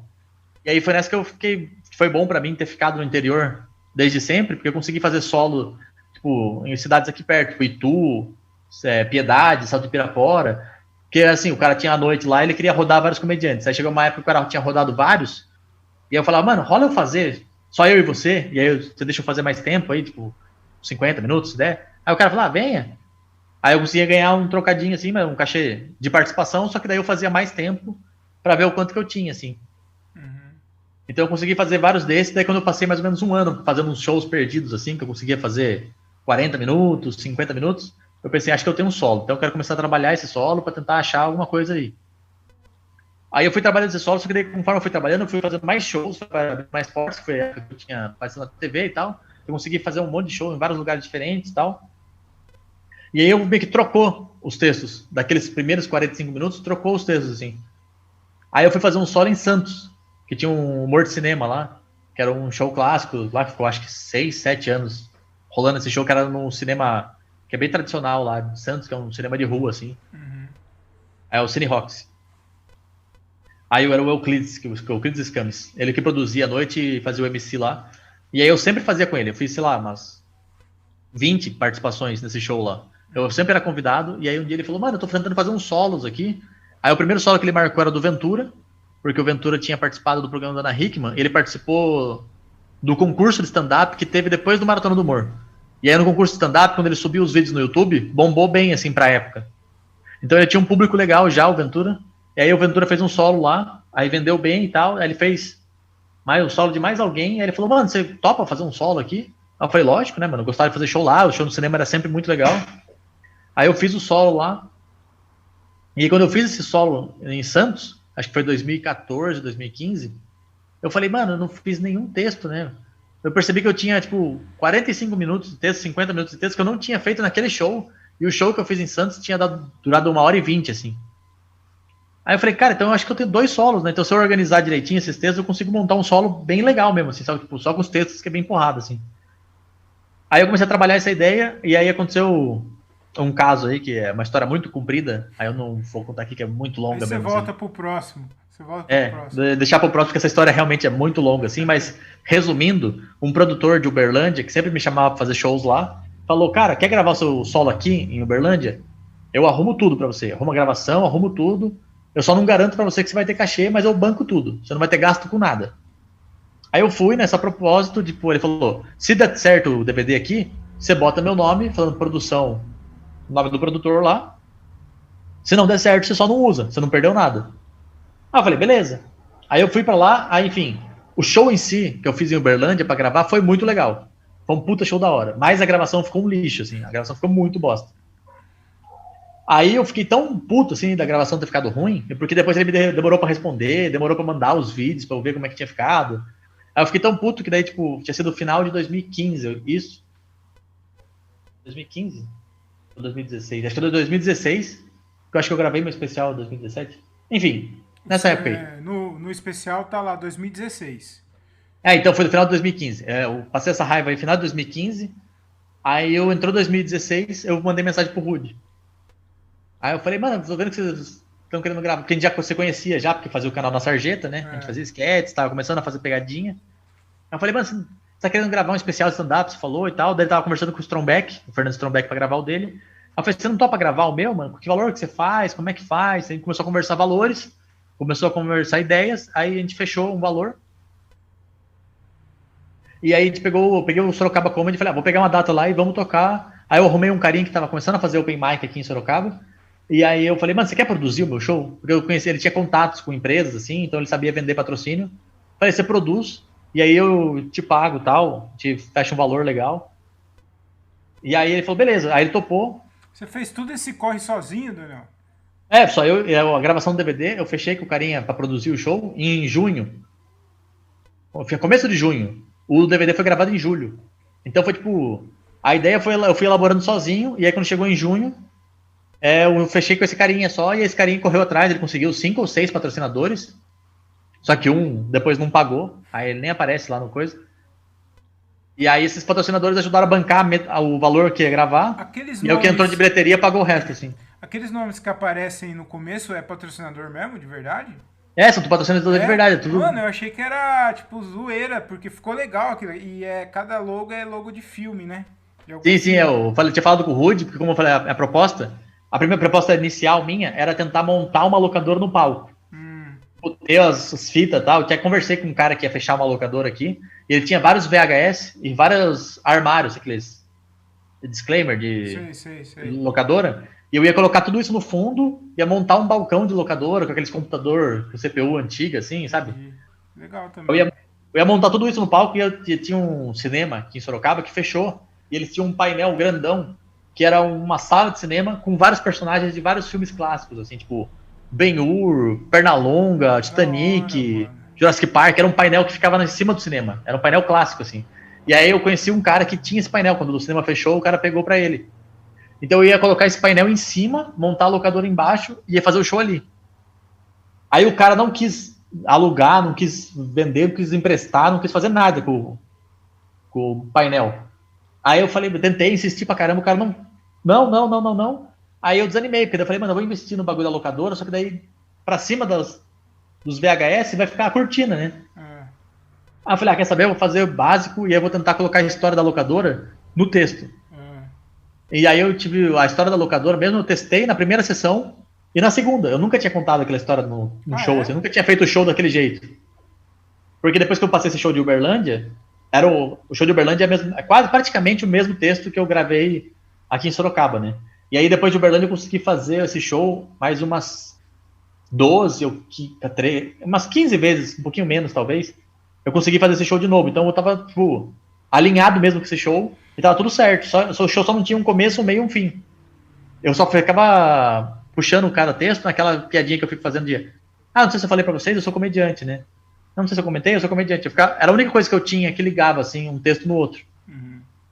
Aí no dia do show, eu fiquei pensando, putz, eu acho que eu vou contar a história da locadora. Já que não vai ter a locadora, eu vou contar a história e aí na edição a gente monta como se fosse uma fita VHS, assim. Aí eu conversei com o Rudy no dia, aí ele falou, isso aí na edição a gente faz fácil.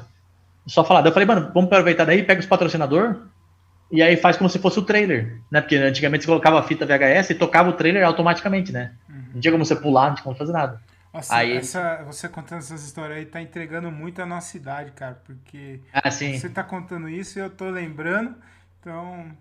Mas tudo bem. A idade chegou já, a vida, triste. né? Mas daí a gente resolveu... Aí o texto, eu fiz na primeira sessão, eu contei o negócio da locadora picando em 3 momentos, porque na verdade eu só ia fazer 2. E aí no começo eu esqueci. Eu contei só uma parte, esqueci, aí eu falei... Putz, enquanto eu tava fazendo o texto, eu pensei, em tal momento eu acho que eu vou tentar falar. Aí eu terminei uma piada, que eu sabia que era uma piada que era alta, no meio do texto, eu terminei ela, esperava a reação, aí eu contei a história da locadora e já emendei no outro texto. Aí na segunda sessão eu consegui fazer fluido, e aí a versão que entrou é a versão da segunda sessão, assim. Ficou legal, ficou muito bom. Eu tô te perguntando também do especial, porque você começou a fazer comédia em 2009 e foi gravar seu primeiro especial em 2016. Foi. Cara, hoje...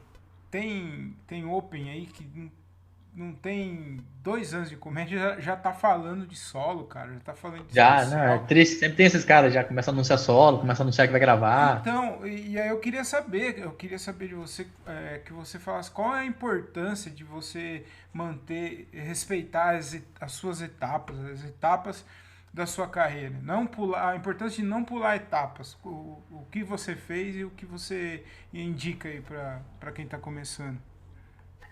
Uma coisa que a galera não vê os caras fazendo hoje, assim, principalmente a galera que tá postando muito no YouTube, assim, o cara vê o Nil Agra, vê o, sei lá, o Renato Albani, os caras do Quatro Amigos postando vídeo toda semana, vê o Afonso postando vídeo longo toda semana, e pensa, pá, então é assim, o cara vai criando e vai jogando. Só o cara não vê que esse material que os caras estão jogando no YouTube é um material que o cara tá usando, assim, tipo, putz, é o texto do momento, é a piada de notícia. O cara não ia usar para sempre mesmo, assim. Mas os caras não vê o trabalho que esses caras têm com o texto deles mesmo. O cara pensa, pô, eu vou ter um especial, então eu vou trabalhar esse especial. Que é o. Eu acho importante, eu acho muito importante escrever muito texto, escrever muita piada, ter muito material. Acho muito importante, mas o mais importante é você lapidar esse material depois. Uhum. Que é o trabalho de você refazer. Porque eu já vi Open falando isso, já vi outros caras falando também, tipo, eu tenho texto que é garantido. Esse meu texto é garantido. E nunca é, porque toda vez que você sobe no palco, querendo ou não, você tá testando aquela piada. Porque por mais que você saiba que funciona, pô, eu sei que esse texto, sempre que eu faço, funciona. Tem um dia que você vai fazer e não vai funcionar. Porque para aquela plateia aquele texto não serviu. Então você está testando aquela piada de novo. Então, daí se você. E quando você faz aquela piada que sempre funcionou, para uma plateia que não funciona, você consegue perceber coisas e fala, pô, tal momento eu tô falando um negócio que não tem graça mesmo. O setup tá muito longo, o punch não é tão forte, então você consegue evoluir aquilo. Então é importante você fazer o mesmo texto sempre e tentando sempre agregar coisa nova, não só fazer o mesmo texto mecânico, assim, né? Tipo, eu vou falar desse jeito, desse jeito, e vou falar assim para sempre. E falando, tipo, eu vou falar essa piada, nessa piada eu vou tentar falar mais devagar para ver o que ela reage. Eu vou tentar falar mais alto para ver o que ela dá. Vou tentar falar e fazer um gesto para ver o que ela rende. Então você sempre lapidando, porque vai chegar uma hora que aí seu texto vai ficar, tipo, ele fica com substância, né? Você sabe que a qualquer momento você consegue resgatar aquele texto, você consegue pegar a plateia e dar um punch na cara da turma, assim. Entendi. É esse trabalho que falta, às vezes, pra galera. Se a galera não quer fazer ele, tipo... É o que eu falo, né? Quando eu for dar dica, tipo, sobe em qualquer palco fazer, vai lá e faz, porque é essa experiência que a galera vai ter que não tem como ninguém explicar pra você.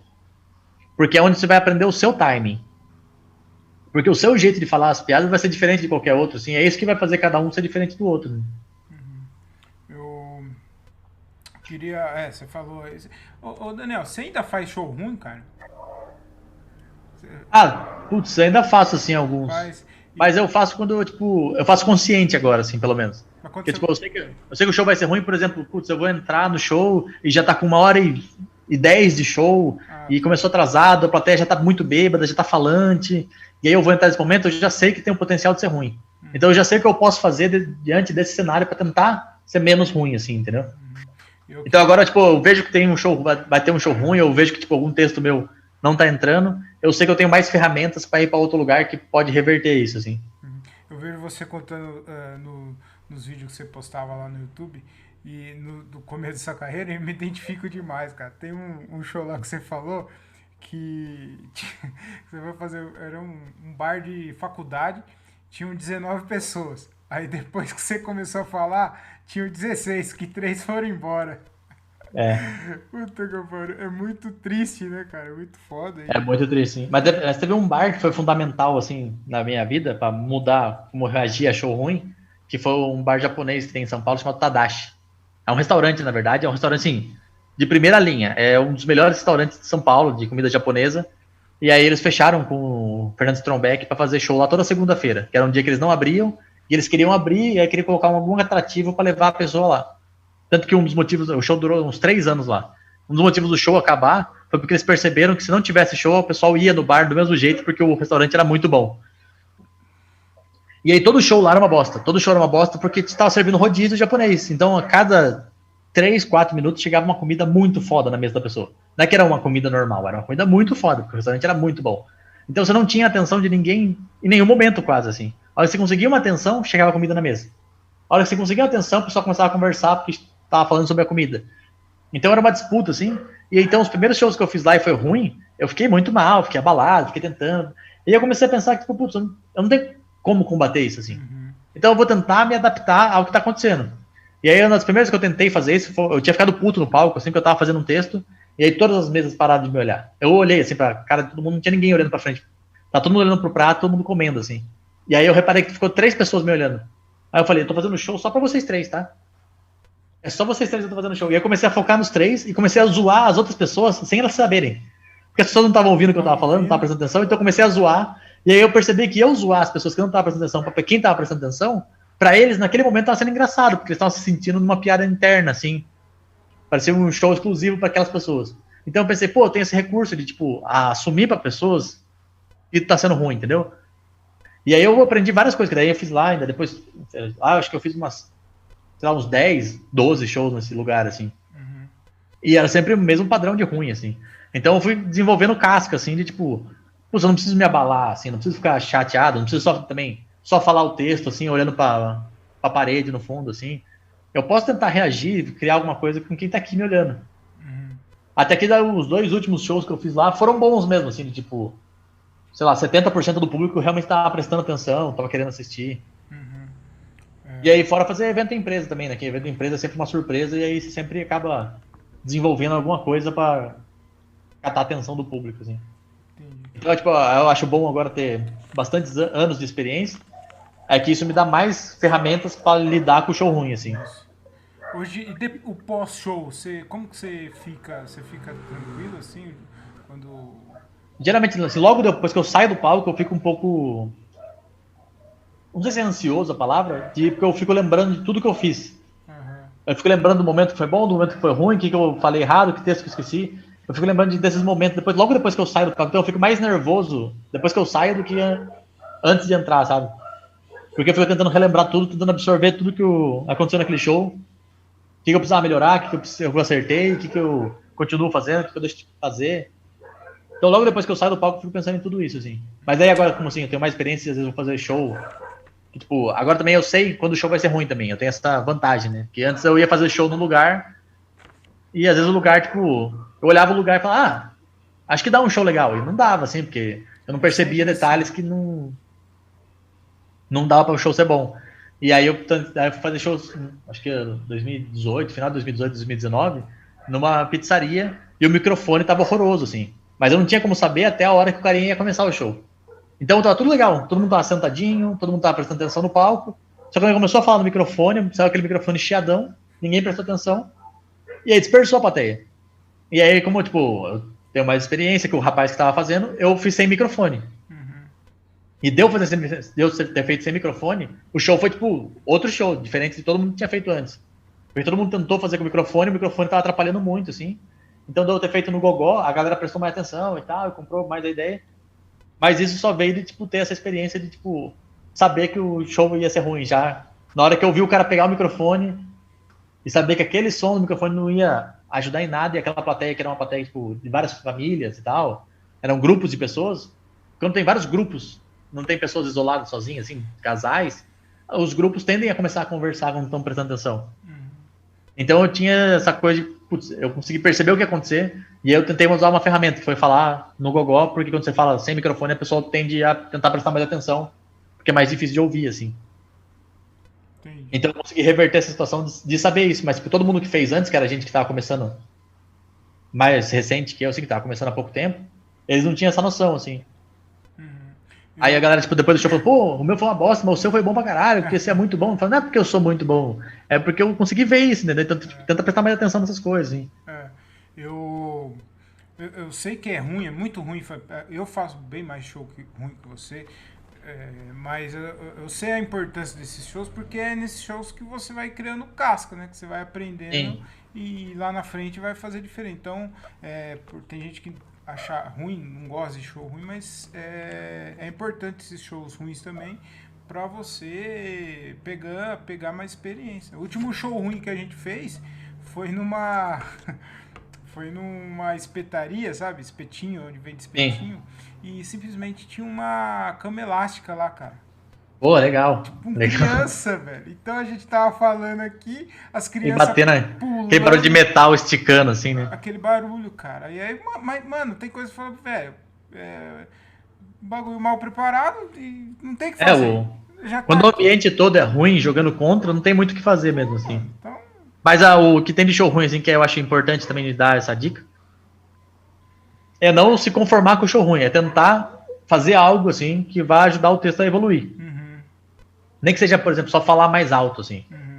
Porque às vezes só você falar mais alto aquele texto naquele show ruim, talvez você percebe que, pô, se eu falar mais alto também num show bom, dá mais intensidade pro texto, Eu sei que é difícil quando o show tá ruim o cara querer dar mais intensidade, mas às vezes é isso, assim. Ou às vezes o cara começar a improvisar no meio do texto, né? O cara, tipo, pô, eu não vou me preocupar em dar o punch que eu escrevi, porque a galera não tá prestando atenção, então eu vou começar a improvisar em cima dessa ideia. Então, tipo, o cara começar a, tipo, explorar mais, porque ruim já tá.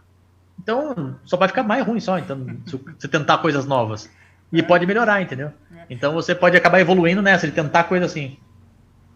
E no caso agora, no começo da carreira, é hora de errar também, né? Então você... Sim, é hora de você explorar. Tem uma coisa que eu falo pra quem, tipo, geralmente quando alguém me falar comigo que nunca fez, eu nunca fiz e queria começar a fazer, o que eu faço? Mano, tipo, escreve, mas escreve muito, assim, escreve todo tipo de piada. Você vê o jeito que o Ventura faz, que é um cara que mexe muito e faz muita coisa com o corpo, escreve piada desse tipo também. Você vê um cara contando uma história muito longa, escreve piada desse tipo. Você vê um cara fazendo piada curta, escreve piada desse tipo. Tenta escrever todo tipo de piada que você vê alguém fazendo. Você vê um cara fazendo uma piada que você achou diferente, tenta fazer uma piada parecida, tenta fazer na mesma estrutura, para você aprender a escrever todo tipo de piada possível. Porque se você souber fazer todo tipo de piada, a hora que você se encontrar num tipo que você acha que é o seu estilo, você vai ter mais recurso, entendeu? Quando você estiver fazendo um show ruim, porque daí você vai saber contar uma história mais longa, você vai saber usar mais seu corpo, você vai saber, sei lá, exagerar mais, você vai saber dar uma piada curta e rápida, entendeu? Tem que aprender a fazer de tudo, assim. O Daniel... É justamente isso que você falou, é a hora de errar, então você pode ir explorando tudo isso e errando. O Daniel, eu tenho um amigo, ele faz comédia com a gente também, é o André Otávio, não sei se você conhece o André Otávio. Conheço, meu maior fã. Exatamente, ele é muito seu fã, ele é muito mesmo seu fã. Inclusive, eu queria deixar aqui um recado, pessoal, sigam o canal do André, que é muito legal lá, o Comédia com Legenda, puta canal. É muito bom, pode seguir que é muito bom. E aí ele fez uma pergunta, ele pediu para eu fazer uma pergunta para você, e aí se você puder responder, eu acho que ele vai ficar emocionado, vai ficar bastante feliz. Eu acho que ele vai gravar esse momento e vai mandar fazer uma moldura e colocar num quadro na casa dele. Não tenha dúvida. E ele vai ouvir toda vez que ele estiver triste. Que ele pergunta assim, Daniel, existe parar de estudar comédia? Não, isso não existe mesmo, assim. E aí eu acho muito doido quando a gente fala assim, tem que estudar comédia, e tem muita gente que não tem noção do que é estudar comédia. Tipo, às vezes você assistir um especial, sem ser só pra dar risada, assim, tipo, vamos ver se esse cara vai me fazer rir. Você assistir, tipo, o que esse cara vai fazer? Entendeu? Você tem que assistir com essa cabeça, com esse olhar, tipo, o que esse cara tá fazendo, entendeu? Porque, eu lembro que quando comecei a fazer, eu não sabia nada de inglês. Nada de inglês mesmo. E aí eu comecei a assistir vídeo de comediante americano, porque eu vi os caras daqui, e eu ficava pensando, putz, quando eu vi, por exemplo, o Fábio Rabin fazendo uma piada, o Rafinha Bastos fazendo uma piada, que é os vídeos que eu via no YouTube, eu ficava pensando na piada que o cara fez, porque eu entendia a piada dele, eu entendia de onde vinha a graça, porque eu entendia o que ele tava falando. Aí eu falei, vou começar a ver os vídeos dos caras em inglês, porque daí pelo menos eu vou aprender o que esse cara tá falando em outro time, entendeu? Outro jeito. Porque nos Estados Unidos, né, é muito mais antigo, então tem muito mais tipo de cara fazendo, assim. Então eu assisti os caras, mesmo sem entender as piadas, tipo, eu me forçando a tentar entender o que o cara tava falando em inglês, mas eu tentava entender o que ele tava fazendo, tipo, por que ele tá falando os negócios que eu não tava com... Você não entendia. Quando você não entende um idioma, você ouve só um blá blá blá blá blá blá, né? Mas quando você ouve um blá blá blá, blá blá blá blá blá, e aplauso, você fala assim, o cara falou de algum jeito aí que mexeu, galera, entendeu? Então você começa a entender o timing do cara, você consegue entender o que o cara tá fazendo com a voz dele, você consegue ouvir outras nuances, assim, mesmo não entendendo, assim. E aí, com o tempo, de tanto ouvir vídeo em inglês, eu comecei a entender o que os caras estavam falando, comecei a aprender inglês. Porque depois que eu aprendi isso, né, que você aprende um idioma de ouvir, né, não de tentar escrever. Porque a escolinha de inglês sempre ensina você a escrever primeiro, que é muito mais difícil, né? Se você só ouvir para falar é muito mais fácil. E aí eu aprendi inglês de ver vídeos de comédia em inglês, assim, sem legenda nenhuma. E aí eu comecei a assistir até vídeo de cara, tipo, sei lá, eu achei um comediante húngaro uma vez no YouTube que faz marionete, assim. E aí eu ficava assistindo o cara para que... Na época nem tinha Netflix, né? Então você via tudo no YouTube. Não, quando eu comecei mesmo, tipo, o Netflix apareceu acho que em 2012 aqui no Brasil, 2013, e tinha, sei lá, 2 especiais de stand-up, 3. Era muito fácil reconhecer um especial de stand-up lá, achar, e era aquilo que tinha para assistir. Aí, o que eu tinha que fazer era buscar no torrent, tentar achar, e aí tinha alguns especiais de comédia que eram legendados, e aí o resto era, tipo, ver na raça mesmo, assim. Aí eu via muito por torrent e vídeo no YouTube.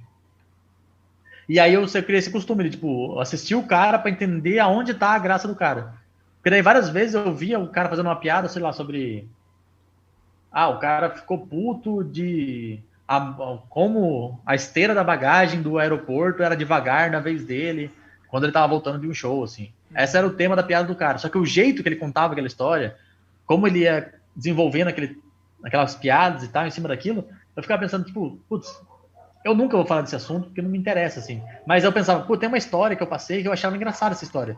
Se eu usar essa estrutura que ele usou, porque daí eu consegui enxergar a estrutura na história, né? Se eu consigo encaixar essa estrutura nessa história, eu acho que eu consigo contar essa história melhor. E aí eu comecei a fazer isso e eu comecei a desenvolver melhor os meus textos, assim. Da hora. Então, André Otávio, parar de estudar nunca mais, cara. É isso aí. Então fica a dica de novo de seguir o canal dele do Comédia com Legenda, que ele bota vários comediantes de vários estilos diferentes mesmo, assim.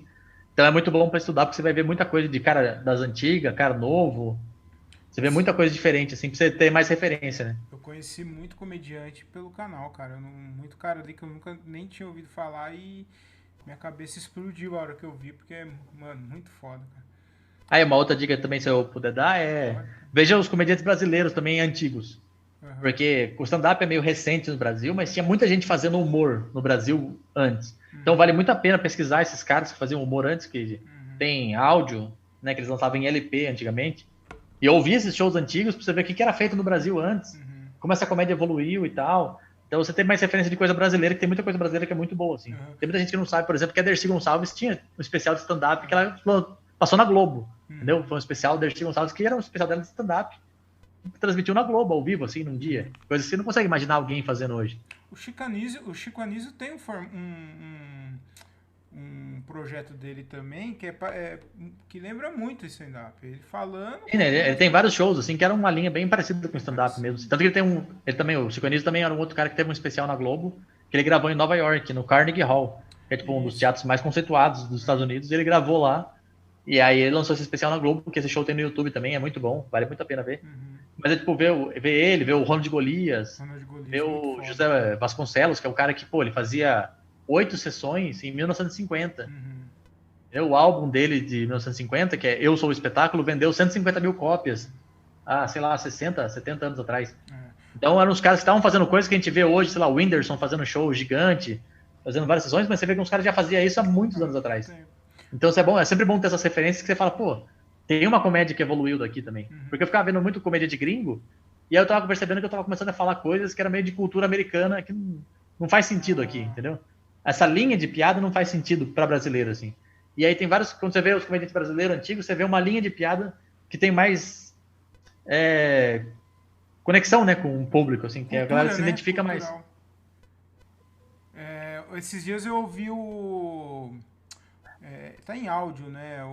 A Festa do Peru, do Costinha. Sim, cara, do Costinha. Muito engraçado. Eu tenho uma imagem da minha infância muito, muito nítida, assim, que meu pai gostava de ouvir, não sei se você vai conhecer, chama Geraldinho, cara. Geraldinho, já ouvi. Mano, já. é muito engraçado, cara. É muito muito e bom. É um formato muito parecido com o stand-up também, tá ligado? Porque os caras tinham essa coisa, tinham vários comediantes que tinham.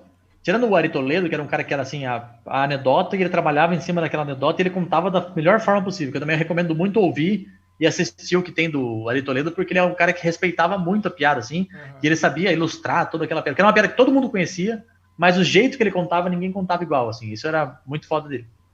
Mas um outro cara que eu acho interessante de assistir, que é um cara que eu não acho tão engraçado, assim, mas é o Juca Chaves.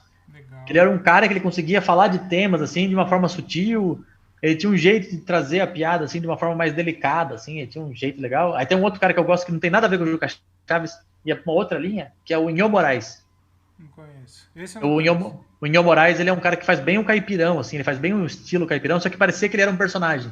Só que ele tem uma entrevista dele no Jô Soares 11h30, que tem no YouTube também. Se procurar Inho Moraes, Jô Soares, tem essa entrevista, e você vê ele falando normal, sem forçar. É a mesma voz, entendeu? O cara era um cara caipira mesmo. Ele era um cara caipira, ele só se vestia com umas roupas mais caricatas para marcar, mas ele era um cara caipira contando piadas e contando algumas causas de coisa de caipira, assim, que a galera, tipo, ficava muito doida, assim. É muito engraçado ver essas referências assim, de outros lugares. Aí eu tenho outros caras também, pô, os caras estão 300 anos fazendo show também, que é o Zé Lezinho. É um cara que é um fenômeno, assim, cara. no Nordeste, assim. O cara era muito foda. E ele é muito bom contando piadas. Assim, ele é muito bom em levar as histórias. Ele conta anedota, mas ele põe coisas do momento, assim.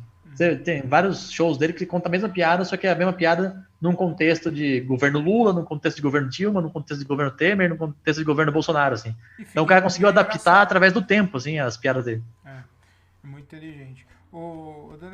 Você assiste bastante, bastante stand-up, bastante comédia Assisto. Tem assiste? até um amigo meu que ele sempre zoa, que às vezes ele me liga e fala: Peraí, Daniel, deixa eu adivinhar o que você tá fazendo. Tá assistindo stand-up, né? Porque geralmente eu tô assistindo alguma coisa que tem a ver com stand-up, algum show, assim. E isso aí que eu queria te perguntar. Qual foi a última coisa que você assistiu, assim, de stand-up? Não precisa ser stand-up, mas comédia que você assistiu. Mano, que você falou, cara, que bagulho engraçado. As pessoas precisam ver isso, que é muito engraçado. Que você rachou o bico, assim. Eu dei bastante risada. É. Só acender a luz aqui, Daniel, peraí. Tá. Aí.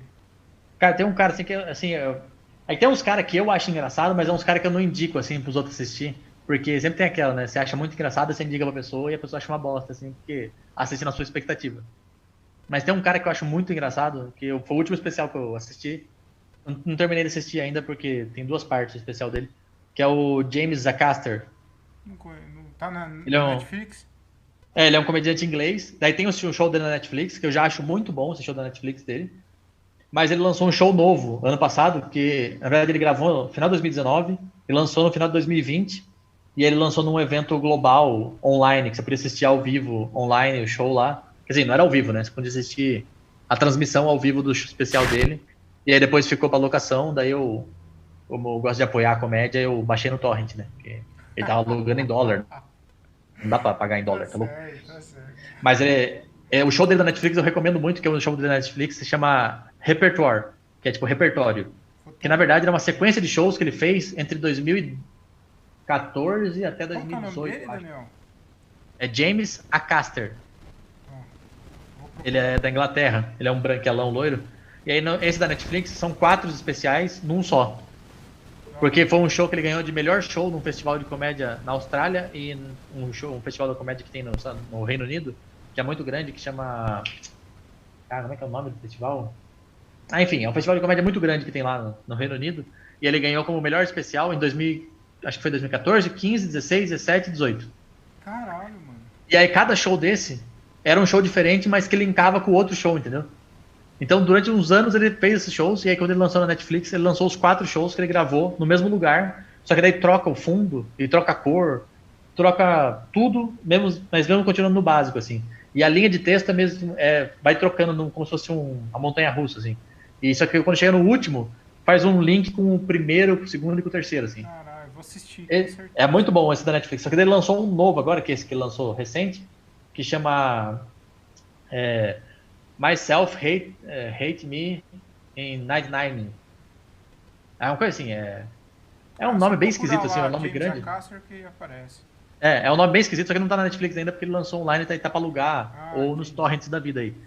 O que tá na Netflix é o outro que você falou. O Dividido em Esse outro que tem Quatro. 4 shows é o que tá na Netflix. Entendi. Aí esse daí que ele lançou agora é meio como se fosse uma paródia dos outros shows de comédia, entendeu? Porque ele faz um comediante bem arrogante no palco, assim, ele faz o show inteiro de óculos escuros, com uma jaqueta. Então ele fica te fazendo como se ele fosse um comediante muito fodão, entendeu? Porque ele é um cara desse que, tipo, ele é meio. Ele gosta de fazer metalinguagem. Aham. Então é muito engraçado o show porque ele faz umas palhaçadas assim que você fala, mano, que desgraçado. Porque ele observa umas coisas assim que você fala, putz, vários comediantes fazem isso assim e não percebe, sabe? Aham. Que dá até uma invejinha dele, né? Não, dele dá, porque ele tem um programa também que ele faz na Inglaterra, chama Hypothetical, que é um programa muito foda, assim, muito foda. É um programa que é tipo de improviso, que ele chama outros comediantes, eles criam uma situação hipotética e criam regras para essa situação hipotética e a pessoa tem que se virar dentro dessa situação, fazendo improviso, assim, ou contando, ou eles encenam mesmo, assim. É um programa muito foda. Entendi.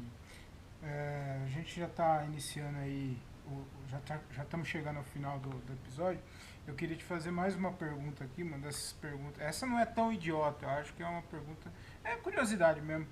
Porque Certo, se você tivesse num barco com o Richard Pryor e o Dave certo. Chappelle, os três no mesmo barco, E aí chegou. Aí eu, o Richard Pryor e o Dave Chappelle. E o Dave Chappelle. E aí um tubarão começa a rodear o barco de vocês. Ele começa a bater no barco. Vocês vão ter. Alguém vai ter que morrer ali nesse barco aí. Quem que você jogaria primeiro? Quem que você jogaria aos tubarões? O Dave Chappelle ou o Richard Pryor? Só pra saber, assim, qual o Richard Pryor que é? O antes de morrer, o que tava no auge ou o antes do auge? No auge. Richard Pryor no auge. É, o Richard Pryor do auge é puxado, empurrar pro tubarão, É assim. difícil, né, cara? Mas eu acho que empurraria ele porque eu ia pensar, é melhor ele ser comido por tubarão do que o cara tacar fogo no próprio corpo e não morrer. Pegaria a história de você tacar morrendo, ser morto por um tubarão e falar, pô, o cara vai ter que entrar pra história mesmo, né? O cara lançou todos esses shows bons aí, esses filmes foda, e morreu por causa de um tubarão. Que pena, né? Mas ele vai virar um fenômeno que nem Mamonas Assassinas, entendeu? Ninguém vai ter bobagem pra falar do cara. Assim, ninguém vai falar, puta, que noia, drogado, quase se matou porque é drogado.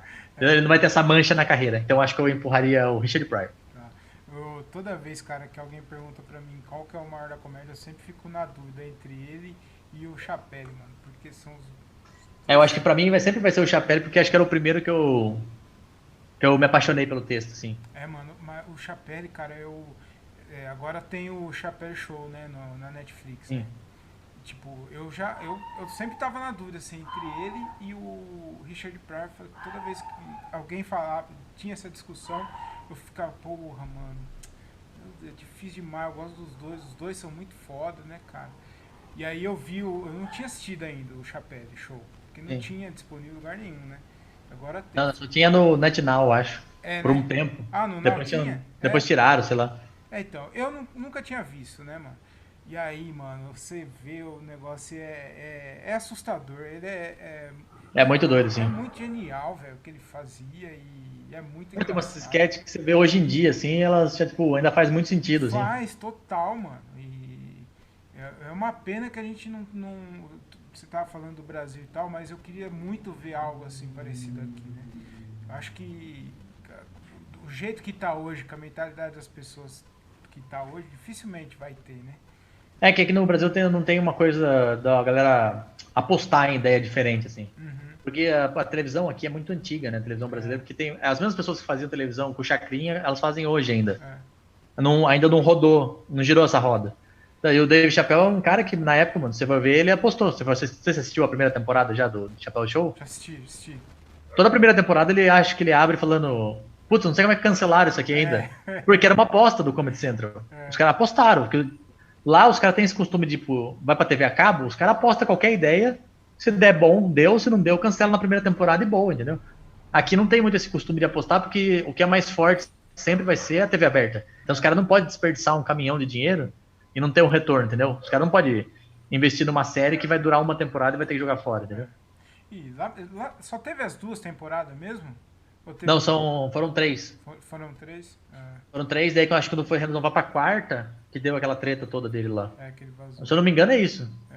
Mano, mas Agora não tô em dúvida, não sei se foi pra terceira temporada ou se foi pra quarta, mas eu acho que é pra quarta temporada.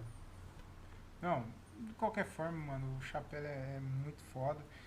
Então, é que eu sempre gostei do Chapéu porque eu, sem querer pagar de hipster, mas eu já gostava muito do Chapéu antes de todo mundo começar a falar dele, porque eu gostava dos especiais que ele tinha lançado na HBO. Porque era um dos poucos especiais que tinha legenda. Ah, Então eu assisti muito antes os dois primeiros dele. E aí quando ele entrou na Netflix eu já sabia quem ele era, porque eu já tinha assistido tudo dele já. Eu já tinha assistido os dois especiais, o especial que ele tinha feito pro Comedy Central de meia hora antes. Eu tinha assistido uns vídeos dele de stand-up novinho, fazendo Def Comedy Jam. Eu tinha assistido o especial, o show dele fazendo no David Letterman. Aí eu tinha visto as entrevistas dele quando ele voltou da África. A entrevista pra Oprah, a entrevista pro Letterman depois, a entrevista pro Inside Actors. Então eu assistia tudo dele, assim, tudo. Aí quando ele ia lançar na Netflix, eu falei pra todo mundo, mano, tem que assistir. Ah, mas é bom? Eu falei, mas é muito, vai ser bom. Eu nem tinha assistido, mas falei, vai ser bom. O que ele vai lançar na Netflix vai ser muito bom. E realmente foi muito bom, assim. o testemunha de Chapéu. Eu sou testemunho de Chapéu, com certeza. Da hora, Daniel. Agora a última aqui para encerrar mesmo. Eu queria saber de você. Essa pergunta é a pergunta que eu encerro com todos os meus convidados. Que é o seguinte: se você pudesse conversar com o Daniel do passado, o Daniel de 10, 15 anos atrás, que conselho você daria para ele, para chegar onde você chegou hoje? E se você pudesse falar com o Daniel do futuro, o senhor Daniel, que tipo de conselho você pediria para o Daniel do futuro e que conselho você daria pro pequenino Daniel fazendo show ainda com o Emerson Ceará de Michael Jackson? Então, se eu pudesse voltar e falar comigo antes, acho que a única coisa que eu ia falar pra fazer é falar: investe no YouTube. Hoje Invista no você tá mais YouTube. ativo, você tá colocando mais, né, Daniel?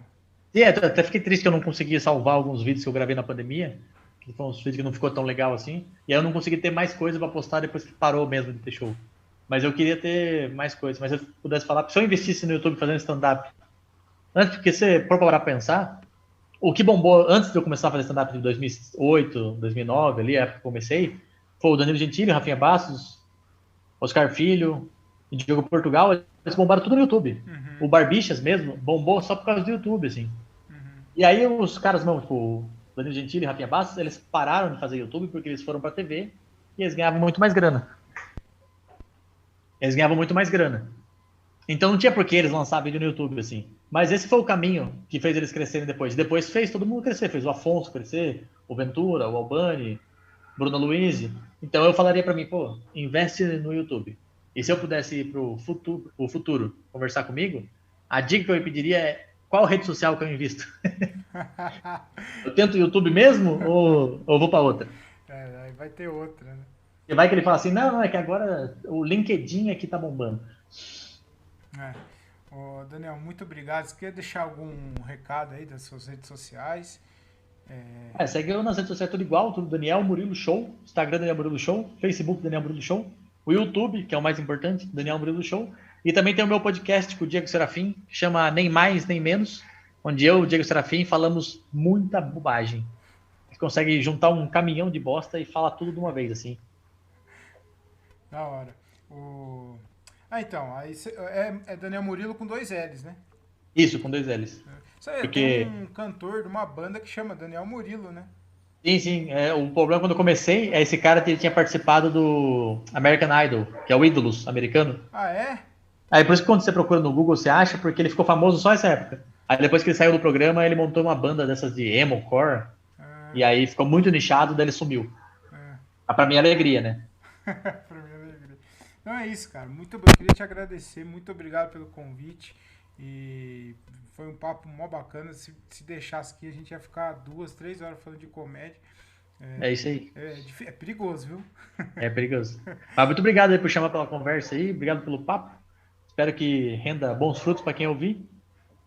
E é isso aí, uma chuva de bênção aí na vida de vocês. Chuva de bênção, eu ia falar. Falei, não, ele tem que falar chuva de bênção, né? Porque senão não é o Daniel Murilo.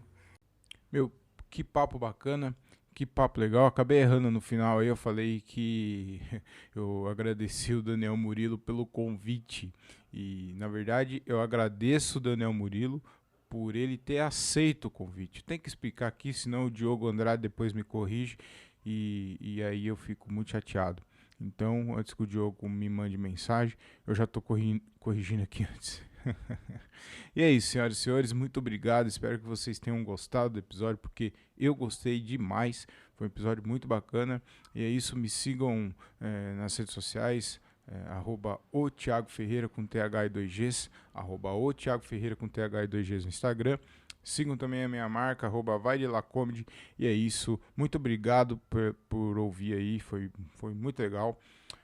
E é isso, fiquem com Deus, tudo de bem, de bom, de belo, com aquele sabor de caramelo e tchau!